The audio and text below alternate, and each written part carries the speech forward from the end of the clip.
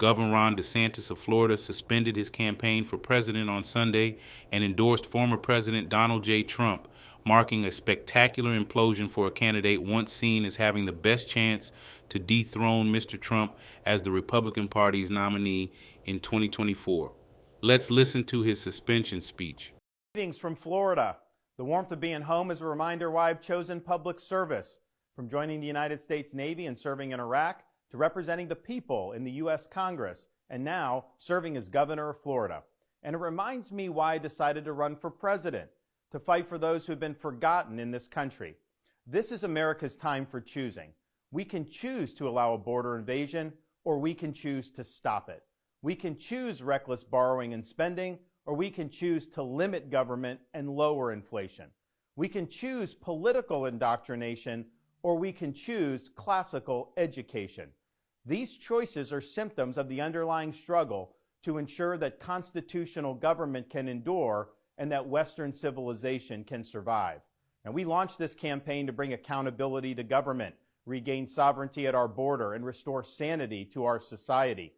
We cannot succeed as a country if we allow our nation to be invaded, our currency to be debased, our cities to crumble, and our kids to be indoctrinated. The DC elites who facilitated this mess do not care about you, and they do not work for you. They work for themselves. They seek to accumulate power at your expense to pursue an agenda that is harmful to the American people. Citizens do not serve politicians. It is the duty of politicians to serve you. Talk is cheap. Actions speak louder than words. Reversing the decline of this nation requires leadership that delivers big results for the people we are elected to serve. I have a record of leading with conviction, championing an agenda marked by bold colors, delivering on my promises, and defeating the people who are responsible for our nation's decline. That is the type of leadership we need for all of America. Now, over the past many months, Casey and I have traveled across the country to deliver a message of hope that decline is a choice and that we can, in fact, succeed again as a nation. Nobody worked harder, and we left it all out on the field. Now, following our second place finish in Iowa, we've prayed and deliberated on the way forward.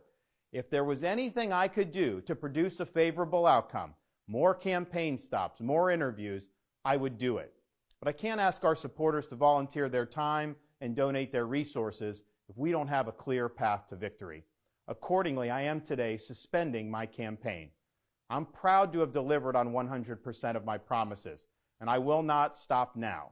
It's clear to me that a majority of Republican primary voters want to give Donald Trump another chance. They watch his presidency get stymied by relentless resistance, and they see Democrats using lawfare this day to attack him. Well, I've had disagreements with Donald Trump, such as on the coronavirus pandemic and his elevation of Anthony Fauci. Trump is superior to the current incumbent, Joe Biden. That is clear.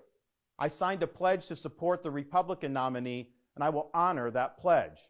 He has my endorsement because we can't go back to the old Republican guard of yesteryear, a repackaged form of warmed-over corporatism that Nikki Haley represents. The days of putting Americans last, of kowtowing to large corporations, of caving to woke ideology are over. I thank all of our passionate supporters who have stood by us through it all. That we had people volunteer to come to Iowa in the middle of a blizzard to knock on doors and make phone calls touched us dearly. No candidate had more thrown at him, but no candidate had so many committed volunteers and staff. Finally, I want to thank my wife, Casey, and our kids, Madison, Mason, and Mamie. Casey's gone far above and beyond in her support for our campaign and for our cause.